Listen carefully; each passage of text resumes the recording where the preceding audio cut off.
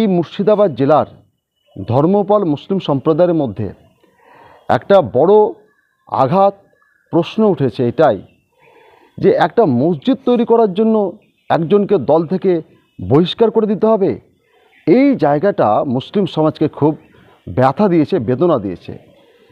এবং যে মুসলিম সমাজ এই মুর্শিদাবাদ জেলাতে 22টা বিধানসভার মধ্যে 20টি বিধানসভা, তিনটে লোকসভা এইগুলো তৃণমূল পার্টিকে উপহার দিয়েছে, তাদেরই সুপ্রিমো মাননীয় মুখ্যমন্ত্রীর কাছ থেকে এই আঘাত মুসলিম সমাজকে সহ্য করতে পারেনি। তার ফলে তার প্রতিক্রিয়া স্বরূপ এমনি তো বাবরি মসজিদ নিয়ে একটা আবেগ রয়েছেই, বাবরি মসজিদ নাম নিয়ে আবেগ রয়েছে মুসলিম সমাজের মধ্যে।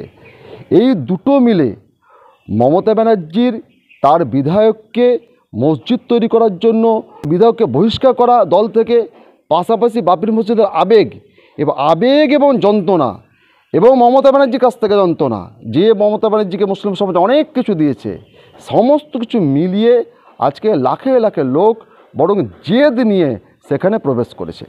তার সঙ্গে আমার মনে হয় না যে দলীয় কোনো সম্পর্ক কারো থাকতে পারে। আপনি ঠিক করে একটা কথা বলবেন যে এই যে বাবরি মসজিদের যে ঘটনা, এটা সমাজে, মুর্শিদাবাদের সমাজ এবং রাজনৈতিক ক্ষেত্রে কতটা প্রভাব ফেললো?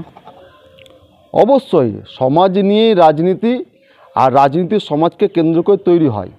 ফলে একটা মুসলিম সমাজের কাছে যে আবেগের জায়গা, সেই আবেগের জায়গা যদি প্রতিষ্ঠিত হয়, এটা সমাজে প্রভাব বিস্তার করছেই। এবং তার ঢেউ যে কোনো রাজনীতির আঙ্গিনাতে যে ঘোরাফেরা করবে, এটা নিয়ে তো অস্বীকার করার কিছু নেই। বিশ্ববিদ্যালয়ের দাবিতে জেলাবাসীকে আন্দোলন করতে হয়, শিক্ষার দাবিতে। সে বিশ্ববিদ্যালয় তো সরকারিভাবে পায়ই না। অনেক ব্যবসায়িক আছেন, শিল্পপতি আছে, রাজনৈতিক নেতারা আছে, সাংসদ এমএলএ আছে, তারাও তো এই সাহসটা দেখাতে পারেননি যে একটা বিশ্ববিদ্যালয় করতে হবে, যে সাহসটা হুমায়ুন বাবরির নামে হোক আর যে নামে হোক করে দেখিয়েছে। ক্ষমতা আসার পর মমতা ব্যানার্জি বলেছিলেন 10,000 মাদ্রাসা করে দেবেন। 50টাও মাদ্রাসা মুর্শিদাবাদ দূরের কথা, গোটা রাজ্যের কোথাও হয়নি। উল্টে আরএসএসের স্কুল কিন্তু বেড়ে গেছে, স্কুলিং বেড়ে গেছে। এবং এই মুর্শিদাবাদ জেলায় প্রায় 1 কোটি মানুষ ছুঁই। এখানে একটি মাত্র সরকারি মেডিকেল কলেজ রয়েছে, এবং চিকিৎসার জন্য গরিব মানুষের একটাই আশ্রয়স্থল, সেটা হচ্ছে সরকারি হাসপাতাল বা সরকারি মেডিকেল কলেজ। এবং সেই জায়গাটা দাঁড়িয়ে বেলডাঙ্গার মতো একটা জায়গায় মুর্শিদাবাদের পিছিয়ে পড়া মানুষের জন্য যদি ইউনিভার্সিটি হয়, যদি বিশ্ববিদ্যালয় বা মেডিকেল কলেজ হয়, যদি স্বাস্থ্য শিক্ষার কথা কেউ চিন্তাভাবনা করে থাকেন, আমরা তো তাকে সাধুবাদ নিশ্চয়ই জানাবো। কারণ এতে পরিষেবাটা মুর্শিদাবাদের মানুষ পাবে। তো মুর্শিদাবাদের মানুষ কোনো পরিষেবা পাবে, বিনা পয়সায় পাবে, শিক্ষা থেকে উন্নতি হবে, ডেভেলপমেন্ট হবে। আমি একটা মুর্শিদাবাদবাসী হিসেবে চাইবো না? নিশ্চয়ই যাবো। আগামী দিনে তো হাজারদুয়ারি বা ঐতিহাসিক জায়গাগুলি দেখার পাশাপাশি হয়তো অনেকে বেলডাঙ্গা বা বাবরি মসজিদও দেখার নাম করে বেলডাঙ্গা যাবে। এটা তো বেলডাঙ্গা এবং জেলারও গর্ব। অবশ্যই বেলডাঙ্গাতে চিনিকল ছিল, সেই চিনিকলে হাজার হাজার একর জায়গা বিনা ব্যবহারে পতিত অবস্থায় পড়ে রয়েছে। বারবার বলা হয়েছে মাননীয় মুখ্যমন্ত্রীকে সেই কলগুলোকে পুনরুজ্জীবন করলে পরে ওখানকার পরিযায়ী শ্রমিকেরা বাইরে কাজ করতে যাবে না, ঘরের ছেলে এলাকার ছেলে এলাকায় কাজ পাবে। কোনো রকম কর্ণপাত করা হয়নি, শুধু মুসলিম ভোট ব্যাংক তৈরি করা হয়েছে। কিন্তু মুসলিমদের জন্য, সমাজের জন্য, পরিযায়ী শ্রমিকদের জন্য, এলাকার খেটে খাওয়া যুবক ছেলেদের জন্য যে কর্মসংস্থান ব্যবস্থা বিন্দুমাত্র করা হয়নি।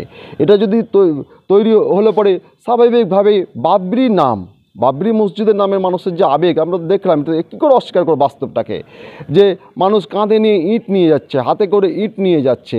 আমি ব্যক্তিগতভাবে বলছি যে এই জায়গাটায় একটা দর্শনীয় স্থান তৈরি হয়ে গেলো, এবং তার প্রভাব অর্থনৈতিকভাবেও এলাকাতে পড়বে, মানুষের সুবিধা হবে বলে আমি অন্তত বিশ্বাস করি। আচ্ছা, যদি হুমায়ুন কবির রাজনীতিতে নামের যদি আর বলার অপেক্ষা রাখে না, তিনি ঘোষণা দিয়েছেন নতুন দল করবেন 22 তারিখে, আগামী 22 ডিসেম্বর নতুন দলের নাম ঘোষণা করবেন। এবং ইতিমধ্যে বাবরি মসজিদের শিলান্যাস হয়ে গেছে, হাজার হাজার ইট চলে এসেছে, কোটি কোটি টাকা এসেছে। ফলে তার যে কথা, প্রতিশ্রুতি, সেটা আর প্রাথমিক যে কাজ সেটা কিন্তু হয়ে গেছে। তার রাজনীতিতে আসা, হুমায়ুন কবিরের রাজনীতিতে আসা মুর্শিদাবাদের তৃণমূলের জন্য কতটা দুশ্চিন্তার বলে আপনি মনে করেন? হুমায়ুন কবির রাজনীতিতে আসুক বা না আসুক, মাননীয় মমতা ব্যানার্জি এবং তার দল মুর্শিদাবাদের মুসলমানদের একের পর এক যে আঘাত দিয়েছেন, শামশেরগঞ্জের অপ্রীতিকর ঘটনার পর শামশেরগঞ্জের এসে উনি বললে অকাফ নিয়ে কোনো আন্দোলন করা যাবে না, আন্দোলন করতে গেলে পরে দিল্লিতে যান, কোনো গোলাগুলি করবেন না। তার মানে প্রকারান্তরে বুঝিয়ে দিলেন ইঙ্গিতে যে এই যে অপ্রীতিকর ঘটনা ঘটেছে তার জন্য মুসলমান সমাজ তোমরাই দায়ী। এক, তারপরে অকাফ নিয়ে তার যে দ্বিচারিতা লাগাতার মিথ্যাচার, তারপরে বাবরি মসজিদ নিয়ে কোনো যিনি উদ্যোগ নিলেন তাকে মসজিদের জন্য বহিষ্কার করে দেওয়া হলো, এই যে সমস্ত পরপর যে ঘটনাগুলো ঘটছে, ওবিসি সংরক্ষণ, এই সবগুলো নিয়ে এতে শিক্ষিত সমাজের সর্বস্তরের মুসলিম সম্প্রদায়ের মানুষ তারা বুঝতে পারছে যে এই মমতা আমাদের জন্য আর নয়, শুধুমাত্র আমাদের ভোট ব্যাংক হিসেবে তারা ব্যবহার করেছে। অতএব তৃণমূলের অবস্থা একেবারেই সঙ্গীন। শুধু কি মুর্শিদাবাদ নাকি গোটা রাজ্যের বিভিন্ন সংখ্যালঘু অধ্যুষিত এলাকাতে প্রভাব পড়বে? সর্বত্র প্রভাব পড়বে।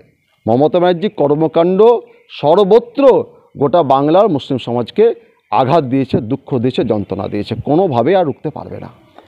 প্রিয় দর্শক মণ্ডলী, আমরা এতক্ষণ কথা বলছিলাম হাসানুজ্জামান বাপ্পার সঙ্গে, কংগ্রেসের রাজ্য সম্পাদক এবং কংগ্রেসের রাজ্যের এই মুহূর্তে মুখপত্রদের টিমে তিনি আছেন, রাজ্য মুখপত্র। তো আমরা এতক্ষণ আলোচনা করলাম এবং হুমায়ুন কবির এবং তার রাজনীতি, বাবরি মসজিদ, এর প্রভাব কতটা পড়ে আগামী দিনে, আগামী 26-এর বিধানসভা নির্বাচনে হুমায়ুন প্রভাব কতটা পড়ে রাজ্য রাজনীতিতে, সেদিকে আমাদের নজর থাকবে। এবং সত্যি কি হুমায়ুন কবির মুর্শিদাবাদে তার কথা মতো তৃণমূলকে জিরো করে দেবে? কংগ্রেস কি পারবে তার দ্বিতীয় পজিশন ধরে রাখতে, নাকি তৃতীয়তে যাবে? বিজেপি কি তৃতীয় থেকে চতুর্থতে যাবে? এই সব নিয়ে কিন্তু আলোচনা হবে। আজ এই পর্যন্ত, পরবর্তী ভিডিওতে ফের দেখা হবে। সকলে ভালো থাকবেন।